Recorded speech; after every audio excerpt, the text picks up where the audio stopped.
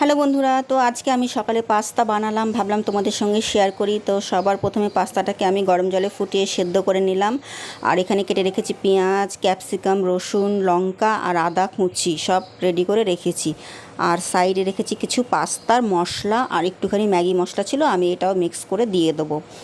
আর এখানে রেখেছি soya sauce, tomato sauce, দুটো মিক্স করে দেব। আর কড়াইতে তেল দিয়ে দিয়েছি। তেলটা গরম হয়ে যাওয়ার পরে সব একসঙ্গে ঢেলে দেবো, কারণ এটা তো লাল লাল করে ভাজা হবে না, যে হয়তো চাইনিজের মতন। তো এটা হালকা কাঁচা কাঁচা থাকবে, কচকচ করবে, সেইভাবে একটু হালকা ভেজে নেব। ভেজে নেওয়ার পরে তারপরে ওপর দিয়ে সেদ্ধ করা পাস্তাটাকে দিয়ে দেবো, একটু নেড়ে চেড়ে তারপরে ওপর দিয়ে দেবো। ওপর দিয়ে দেবো যে সসটা রেখেছিলাম, ওইটার মধ্যে একটু জল মিক্স করে দিলাম, কারণ সসটা কম ছিল। আর একটু মাখা মাখাও হবে, যে হয়তো শুকনো শুকনো ভাজা হবে না। আর তারপরে দিলাম ওপর দিয়ে সয়া সস। তারপরে দরকার পড়লে